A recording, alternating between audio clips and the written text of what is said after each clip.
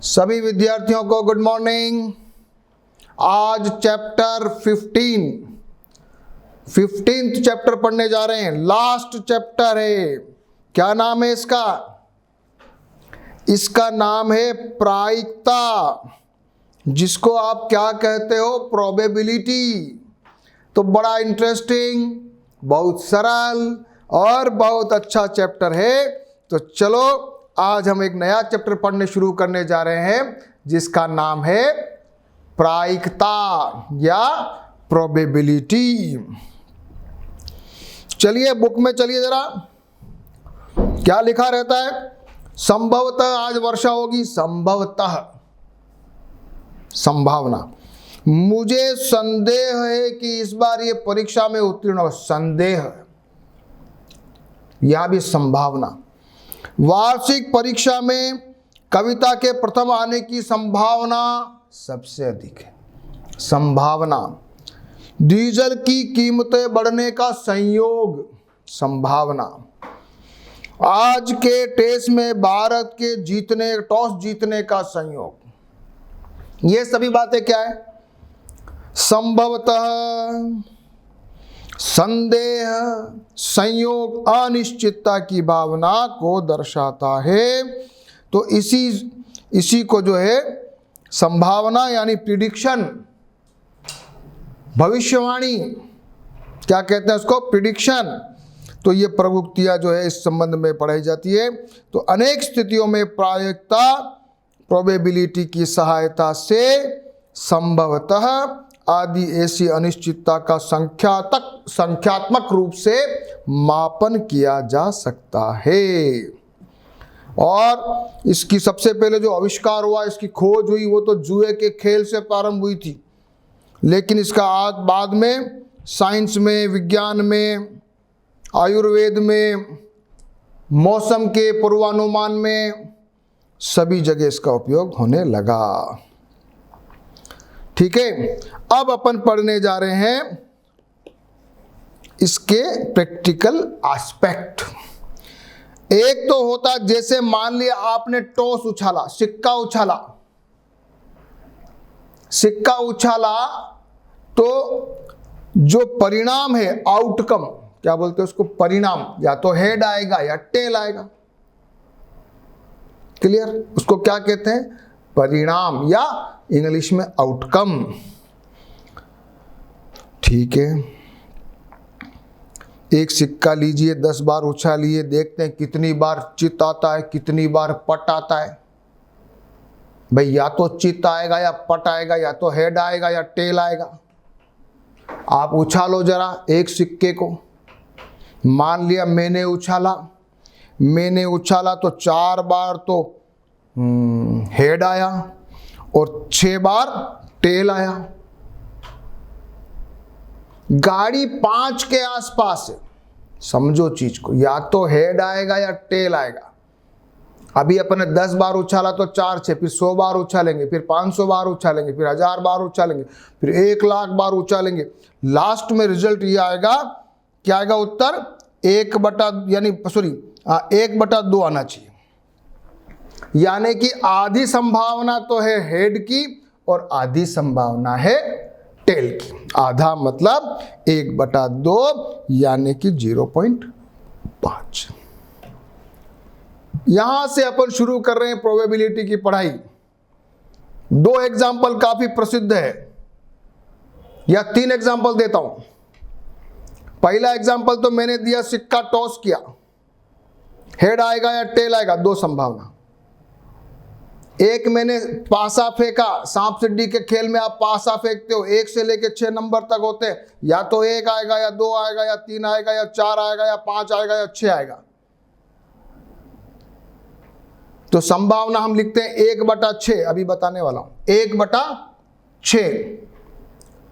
ताश की गिड्डी है, 52 पत्ते हैं, उसमें से किसी भी एक पत्ते को भाई लाल पान का बादशाह के आने की संभावना कितनी है? तो उसका हम उत्तर देंगे 1/52। अभी मैं सिखाने वाला हूं, सभी चिंता मत करो, लेकिन आप समझो 3 एग्जाम्पल से ज्यादा प्रोबेबिलिटी को समझाया जाता है। चलो तो यहां पर मैं जरा सीख रहा हूं, चित आने की संख्या, सिक्का उछालने की कुछ संख्या। तो अब जब प्रोबेबिलिटी निकालने का तरीका क्या है, तो चित आने की, यदि मैं टेल की बात कर रहा हूं तो चित आया 4 बार, उछाला मैंने 10 बार, तो इसको मतलब इसको प्रोबेबिलिटी बोलेंगे 4/10। अभी सीखते जा रहा, कुल अभी में फॉर्मूला भी आने वाला है। और पट आने की संख्या 6/10 प्रोबेबिलिटी। आगे चलो, ये एक और लिखा हुआ है, कुछ पढ़ो जरा।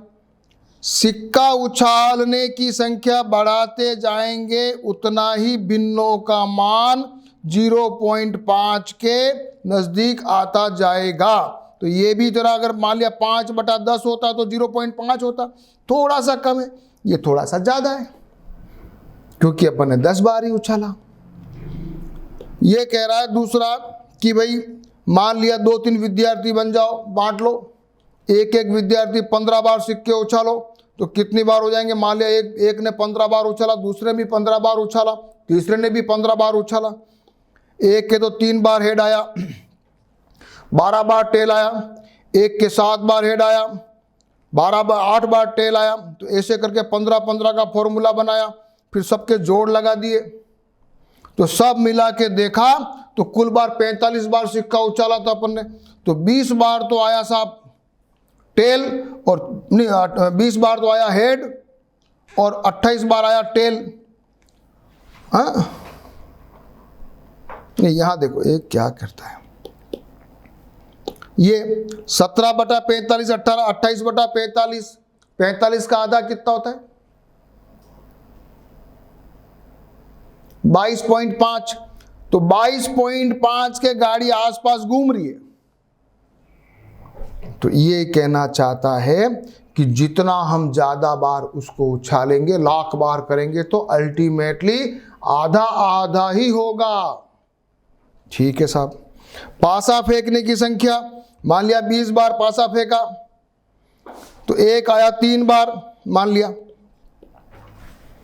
2 आया 4 बार, 3 आया 2 बार, 4 आया 4 बार, सब मिला के देखा है। पासा एक संतुलित गणज के 6 फलक होते हैं, तो इसकी संभावना भी जब हिसाब लगाएंगे तो आएगी 1/6। जरा देखो, यहां देखो कितना आ रहा है 3, तो 3 चंगटा, ये इसको काटो, अगर मान लिया इसको अगर अपन काटे तो 1/18, तो 6 पॉइंट समथिंग आ रहा है। 4 पंजो 20, 6 चौक 24, तो ये भी लगभग 6 के आसपास, 5 छंगा 30, ये थोड़ा कम आ रहा है।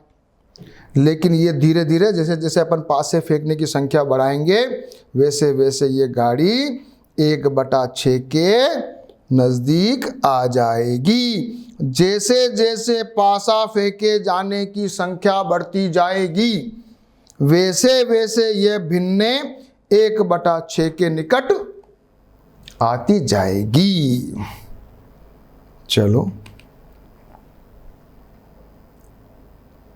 2 प्रयोग कर लिए, सिक्के का कर लिया, पासे का कर लिया, एक और प्रयोग करते हैं। अब 2 सिक्के एक साथ उछालते हैं, 2 सिक्के एक साथ उछालते हैं, या तो दोनों हेड आएंगे, या तो दोनों टेल आएंगे, और या दोनों एक हेड और एक टेल आएगा। क्लियर बात। अब ये बताओ कि अपन ने मान लिया 10 बार उछाला, तो ज्यादा संभावना किसकी है? दोनों हेड आने की है कि दोनों टेल आने की है, कि एक बार हेड और एक हेड और एक टेल आने की है? उछाल के देखो। मैंने उछाल के देखा तो इसमें क्या आया कि जब मैंने ये हेड हेड, ये लिखा मैंने हेड हेड, तो 2 बार आया, टेल टेल, ये 3 बार आया। लेकिन हेड और tail, head tail tail head, जैसे भी एक हेड और एक टेल, तो ये 5 बार आया। यानी कि इसकी संभावना तो है आधी, इसकी संभावना है पाव, और इसकी संभावना भी पाव।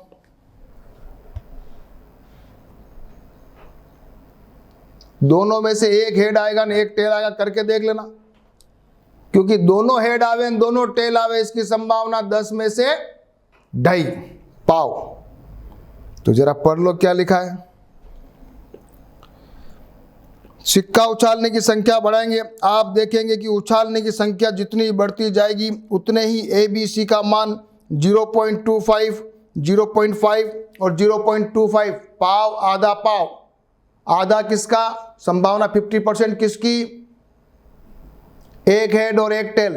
और 25% किसकी? दोनों हेड या 25% दोनों टेल।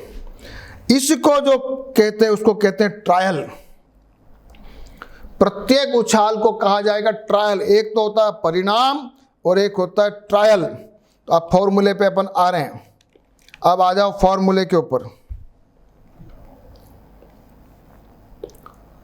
चित्त का आना परिणाम चित्त कहलाता है, घटना को इवेंट कहते हैं। अतः प्रयोग की घटना प्रयोग के कुछ परिणामों का संग्रह होती है। अब हम यहां पर जो पढ़ने जा रहे हैं इसका नाम अपन ने दिया है प्रायोगिक या आनुभविक प्रायिकता। मान लीजिए अभी प्रयोगों की कुल संख्या n है, घटना E के घटने की आनुभविक प्रायिकता का फार्मूला दिया है। अब सीधे काम की बात कर रहे हैं अपन। जो इस 9वीं क्लास में जो पढ़ने जा रहे हैं उसका नाम दिया हमने प्रायोगिक प्रायिकता, एक्सपेरिमेंटल प्रोबेबिलिटी। एक्सपेरिमेंटल यानी कि प्रयोग करेंगे, रिजल्ट आएगा, उसका हम प्रोबेबिलिटी निकालना सीखेंगे। उसको हम कहते हैं, क्या कहते हैं? प्रायोगिक या इंपीरिकल। एक्सपेरिमेंटल या इंपेरिकल, याद कर लो। 10वीं क्लास में जब आप आओगे तब हम आपको पढ़ाएंगे सैद्धांतिक या पारंपरिक, उसका 2 नाम है। क्लास उसको बोलते हैं इंग्लिश में थ्योरेटिकल और क्लासिकल। और अभी 9वीं में अपन पढ़ रहे हैं एक्सपेरिमेंटल या इंपेरिकल। ठीक है, कोई बड़ी बात नहीं है। फॉर्मूला PE अभिप्रयोगों की संख्या जिनमें घटना घटी है, समझा रहा हूं, और अभिप्रयोगों की कुल संख्या, यानी कि ट्रॉस उछाला, अभिप्रयोग 10 बार किया तो अभिप्रयोगों की कुल संख्या हो गई मान लो 10।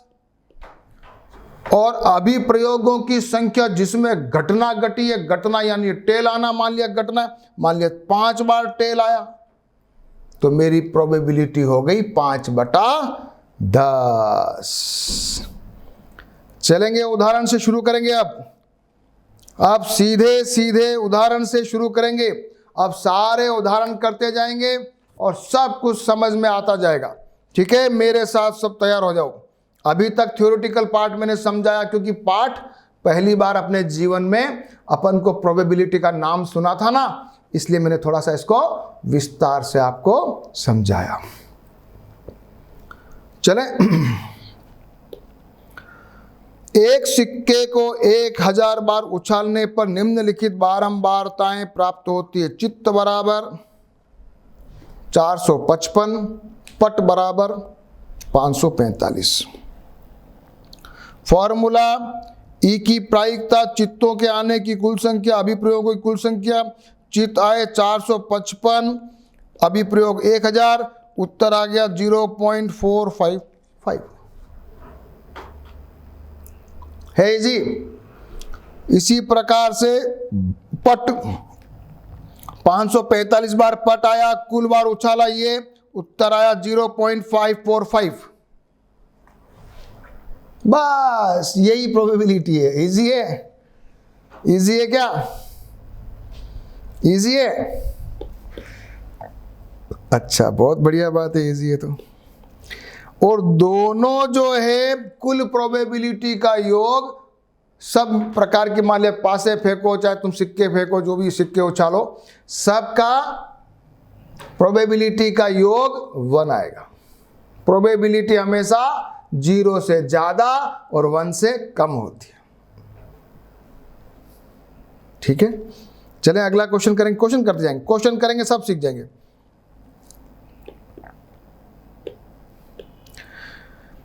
दो सिक्कों को एक साथ 500 बार उछाला। कितनी बार? अभिप्रयोगों की कुल संख्या बोलो बोलो बोलो जल्दी बोलो। 500। ठीक है साहब।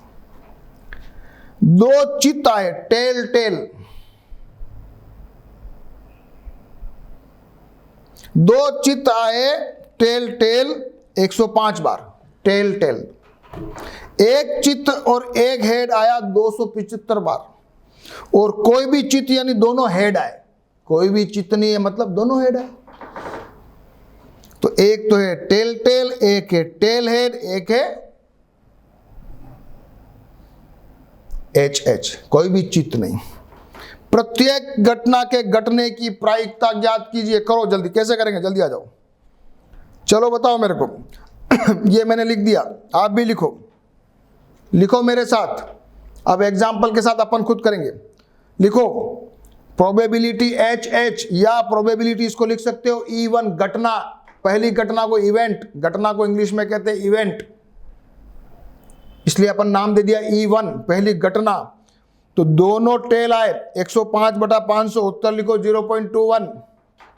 काटो जरा 5 से, डायरेक्ट लिखने की जरूरत नहीं है, काट के लिखो 0.21 बनाओ, लाओ आंसर।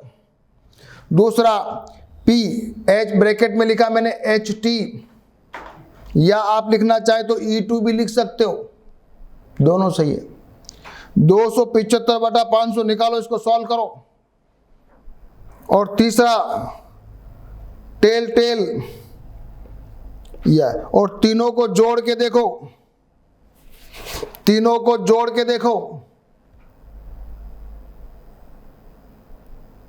उत्तर 1 आना चाहिए। चलो एग्जाम्पल में क्या लिखा जरा देख लेते हैं बच्चों, आ जाओ। आइए हम दो चित्तों वाली घटना को E1 से लिखते हैं। ऐसे आप लैंग्वेज इंग्लिश वो परीक्षा में लैंग्वेज लिखनी पड़ती। और E2 को कोई चित्त और कोई चित्त ना आने को E3 से प्रकट करते तो PE1 PE2 PE3। यहाँ आप देख सकते हैं कि PE1 PE2 PE3 का योग 1 है। सिंपल, बहुत इजी है। चले अगला, चलो आगे। एग्जाम्पल नंबर 3 करेंगे। एक पासे को 1000 बार फेंकने पर प्राप्त परिणामों 1 2 3 4 5 6 की बारंबारताएं लिखी हुई है। 1000 बार अपन ने उसको फेंका पासे को। एक आया 179, 2 आया इतनी बार, 3 आया, 4 आया, 5 आया, 6 आया। सब की प्रत्येक परिणाम के प्राप्त होने की प्रायिकता ज्ञात कीजिए। ये देखो अपन 9वीं के अंदर प्रायोगिक पढ़ रहे हैं, यानी रिजल्ट आ रहे हैं, उस रिजल्ट का ही अपन प्रोबेबिलिटी निकाल रहे हैं। जब 10वीं में आएंगे तो डायरेक्ट आंसर आएगा 1/6 निकालेंगे। क्या निकालेंगे? 1/6 संभावना, क्योंकि 6 तो कुल है ना, उसमें से कोई भी अंक के आने की संभावना 1/6। पासा फेंकोगे, एक के आने की संभावना 1/6, 2 के आने की संभावना 1/6, 3 के आने की संभावना 1/6। ये तो अपन 10वीं में थ्योरेटिकल पढ़ेंगे ना, जब थ्योरेटिकल प्रोबेबिलिटी डायरेक्ट। यहां अपन प्रायोगिक पढ़ रहे हैं, रिजल्ट है। अब अपने को देखना यह है कि मैंने 1/6 निकाल के देखा, ये आ रहा है मेरे 0.1666। देखता हूं, देखिए इसके आसपास आता है कि नहीं आता है, देखता हूं। चलो आ जाओ। 1/6 मैंने निकाल के रख लिया पहले से, मैं केवल मेरे को समझने के लिए कर रहा हूं कि 1/6 आता है कि नहीं आता है। चलो अपन ने प्रयोग किया, एक आया 179 बार, तो मैंने निकाला 179/1000 0.179 बराबर, थोड़ा आसपास है, 0.166 के आसपास है। हाँ सही है। E2 आया यानी 2 नंबर 150 बार, तो उसकी प्रायिकता 150/1000 0.15, थोड़ा पास में।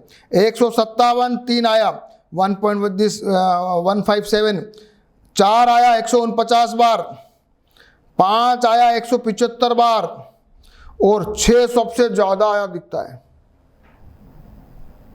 लेकिन गाड़ी 0.166 के आजू बाजू में घूमती है, या कम या ज्यादा, और सबको जोड़ा, मैंने सबको जोड़ा, आंसर 1 आ गया। तो बहुत अच्छा, वेरी गुड। अब मेरे को थोड़ी थोड़ी प्रोबेबिलिटी समझ में आ गई है।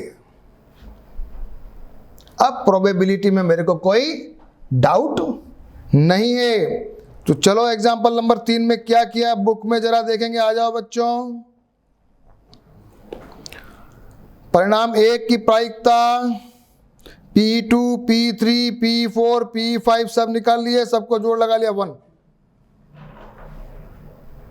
करो, आप भी करो। कोई भी चीज को समझने की जरूरत नहीं, मैथमेटिक्स है, सबको जोड़ लगा के चेक करो 1 आ रहा है कि नहीं आ रहा है। जितनी बार कैलकुलेशन करोगे उतना परफेक्शन आएगा। ये देखने से नहीं सीखने को मिलता है।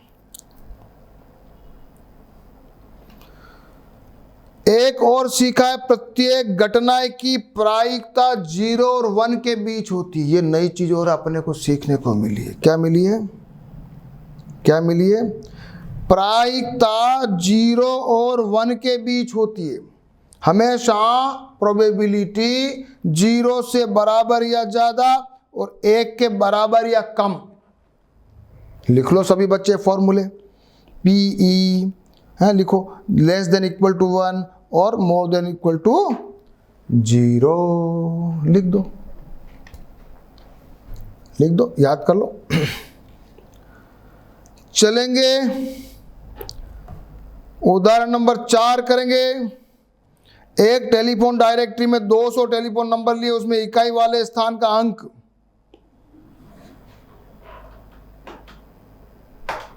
200 टेलीफोन नंबर उठाए, इकाई के स्थान पे कौन सा अंक आ रहा है? 0 आ रहा है 22 बार, 1 आ रहा है 2, 3, 4, 5, 6, 7, 8, 9। इसमें से 6 कितनी बार आया है उसकी प्रोबेबिलिटी निकालनी है। 6 कितनी बार आया बताओ जल्दी से। 6 आया है मेरा 14 बार, तो मेरा उत्तर आना चाहिए 14/200। 200 नंबर का मैंने सर्वे किया ना भाई, और 14 बार 6 आया, तो 6 के इकाई के स्थान पर 6 के होने की प्रायिकता बराबर 6 कितनी बार आया और चुनी गई। दिस सिंपल, आप भी कर लो, मेरे टेक्निक से करो, कुछ नहीं करना है। लिखो फॉर्मूला, 6 की बारंबारता, कुल नंबर 14/200, 0.07 निकालो, निकालो, करो क्वेश्चन। वीडियो पॉज कर दो अगर आगे पीछे हो जाते हो तो।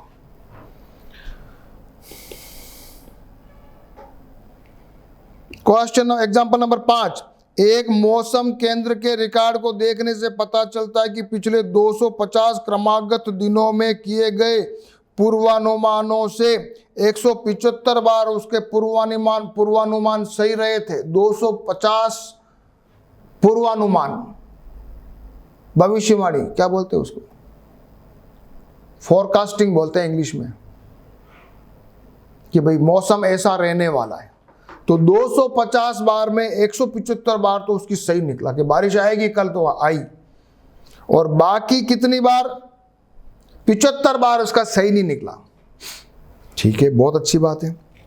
ये कह रहा है एक दिन में, एक दिए हुए दिन पर पूर्वानुमान के सही होने की प्रायिकता क्या होगी। वो जो बोल रहा है वो सही बोलेगा कि नहीं बोलेगा। मान लिया मौसम विभाग ने बोला है कि कल बारिश होगी, न क्या संभावना है कि होगी कि नहीं होगी। तो अपन ने पुराना 250 का अपन ने रिकॉर्ड निकाल रखा है, 250 बार की भविष्यवाणी का।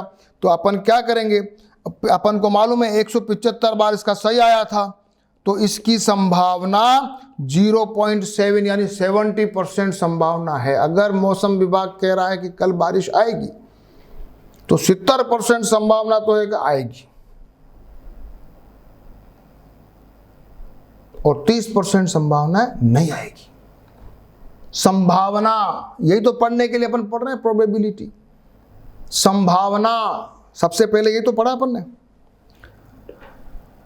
तो चले यहां लिखा है कुल जो है रिकॉर्ड 250 का,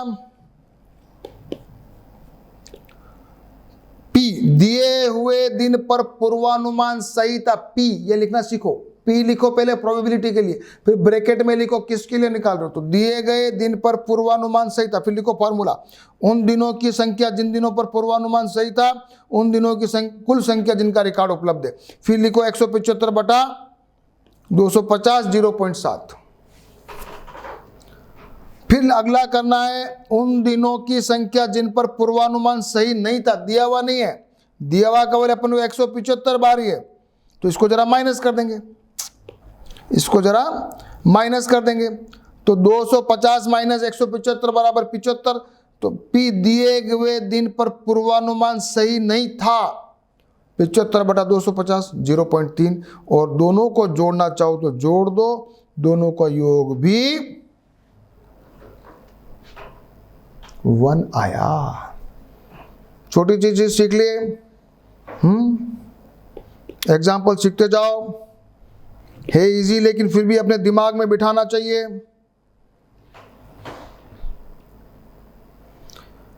एग्जाम्पल नंबर 6, टायर बनाने वाली एक कंपनी तय की गई उन दूरियों का एक रिकॉर्ड रखती थी जिसके पहले टायर को बदल देने की आवश्यकता पड़ी। ऐसी 1000 स्थितियां को उन्होंने वो किया, सर्वे करके आंकड़े निकाल लिए कि भाई मेरे टायर जो है जितने लोगों को मैंने बेचा उनमें 1000 लोगों से मैंने सर्वे किया, तो मैंने रिपोर्ट ले ली। साहब क्या रिपोर्ट आई? जिनका 4000 किलोमीटर से भी कम चलान टायर बदलना पड़ गया, ऐसे जने 20 ही हैं 1000 में से। जैसे अभी कोरोना चल रहा है ना, तो सरकार कहती है कि कोरोना टीका लगने के बाद ये मरने वालों की संख्या या जो पॉजिटिव आए उसमें से मरने वालों की संख्या क्या कहती है, भाई मैंने 1 लाख में से मान लिया 50 ही मर रहे हैं, 100 ही मर रहे हैं, तो सरकार बोलेगी 0.1% प्रोबेबिलिटी है ना, ऐसा बोलती है ना। तो यहां आया मान लिया 4000 से कम 20, 4000 से लेके 9000 तक जिसका टायर चला है, ऐसे 210 जने। 9000 से लेके 14000 तक जिसके टायर चला है, ऐसे 325। और 14000 किलोमीटर से भी ज्यादा चलने वाला टायर वाले भी देखे तो 445 लोग हैं 1000 में से, यानी आधे जनों का टायर बढ़िया चला है, आधों का थोड़ा कम चला है। ठीक है, बहुत बढ़िया बात है। अब क्या पूछ रहा है? 4000 किलोमीटर की दूरी तय करने से पहले इसे बदलना आवश्यक होगा, इसकी संभावना जल्दी बोलिए कितनी बार है? 20 बटा 1000 सही है क्या?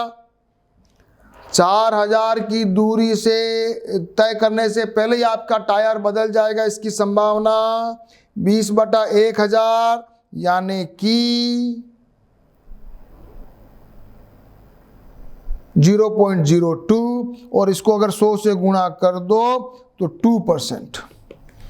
सिंपल भाषा में समझें तो 100 में से 2 टायर गड़बड़ करते हैं, 100 में से 2 टायर गड़बड़ करते हैं, सिंपल भाषा में समझना हो तो।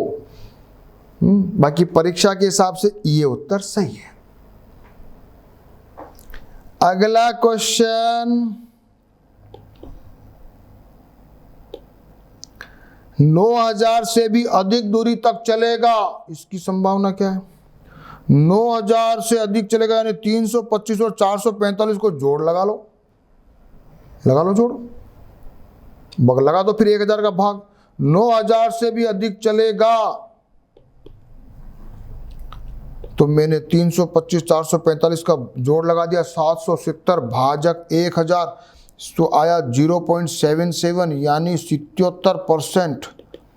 77% संभावना है आपकी। 100 में से 77 टायर जो है वो तो 9000 से ज्यादा ही चलते हैं।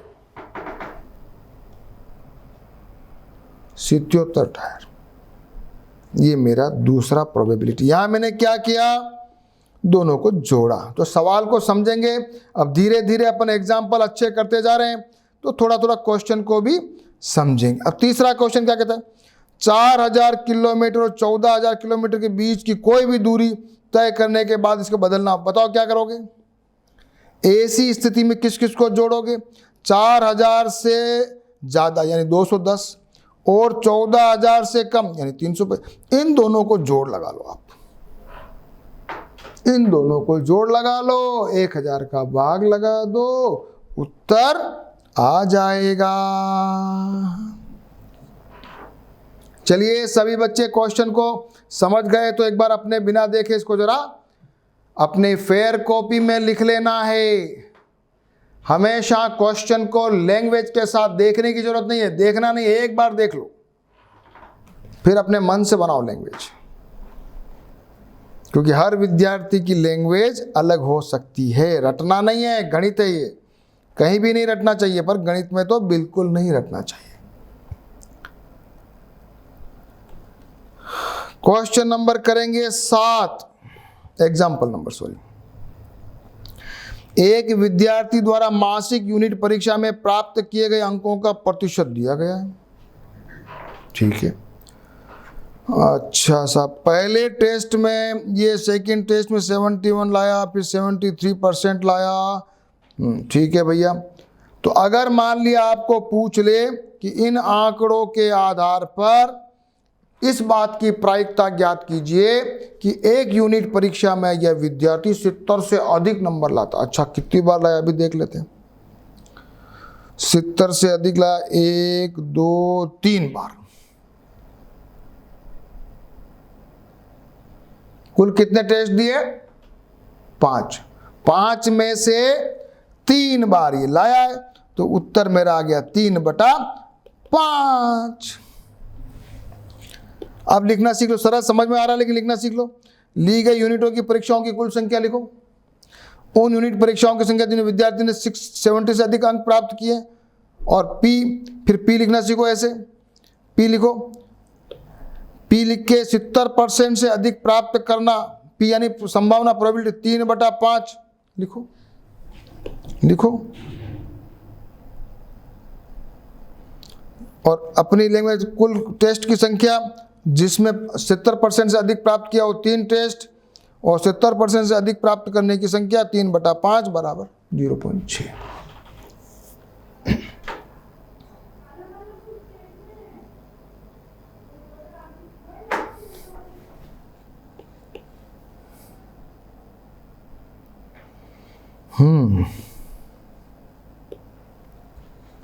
उदाहरण नंबर 8, सारे उदाहरण करने हैं, सारे उदाहरण को समझना है, सॉल्व करना है, फेयर कॉपी में भी करना है। एक बीमा कंपनी ने आयु और दुर्घटनाओं के संबंध को ज्ञात करने के लिए विशेष प्रकार के नगर में 2000 ड्राइवरों का, यदृच्छया का मतलब रैंडम, यदृच्छया का मतलब रैंडम, यानी आप सर कहीं से भी 2000 ड्राइवर उठा ले, रैंडम नहीं, कहीं से भी। तो रैंडम लिखा भी है, देखो, किसी ड्राइवर को विशेष वरीयता दिए बिना, मतलब आपने तो जैसे मिले 2000 ड्राइवर का सर्वे करना, चाहे छोटे बड़े बूढ़े जवान कैसे भी हो। रिजल्ट क्या आया, रिजल्ट क्या आया, 18 से 19 साल के ड्राइवर को हमने निकाला तो एक बार एक्सीडेंट किया है, नहीं 0 बार, 440 बार, कुल 2000 ड्राइवरों का सर्वे किया अपने, 2000। 1 बार दुर्घटना की, 2 बार दुर्घटना की, 3 बार की, 3 से ज़्यादा बार भी की। अच्छा ठीक है, ये मैंने उदाहरण नंबर 8, 30 साल से 50 साल वालों का सर्वे किया, 50 साल से ज़्यादा साल वालों का सर्वे का, सबका सर्वे कर लिया मैंने, 3 वर्ग में बांट लिया, 18 से 29 साल वाले, 30 से 50 साल वाले, 50 से आगे वाले। इन्होंने एक ने भी एक बार भी एक्सीडेंट नहीं हुआ है, ऐसे कितने निकाल लिए। जिन्होंने एक बार एक्सीडेंट किया वो भी निकाल लिया, जिन्होंने 2 बार, 3 बार और 3 से ज़्यादा बार वाले भी, उनको भी मैंने संख्या निकाल ली। अब क्या पूछ रहा है, 18 से 29 वर्ष की आयु का ड्राइवर जिसके साथ एक वर्ष में ठीक 3 दुर्घटनाएं घटी है। तो 61 घटी है भैया, 61 ड्राइवरों के साथ घटी है। तो 61/2000, ये लिखो जरा उत्तर 61/2000, क्योंकि सर्वे कितने का किया था? 2000 का किया था। तो लिखो ड्राइवरों की कुल संख्या, उन ड्राइवरों की संख्या जिनकी आयु ये थी और जिन्होंने 3 दुर्घटनाएं घटी है वो है 61 साल। अतः पी लिखा, पी ड्राइवर ब्रैकेट में ड्राइवर 18 से 29 वर्ष का हो जिसके साथ ठीक 3 दुर्घटनाएं घटी बराबर 61/2000। फिर उसका उत्तर निकालना 0.031। कैलकुलेशन लास्ट तक जानी चाहिए, लास्ट तक जानी चाहिए।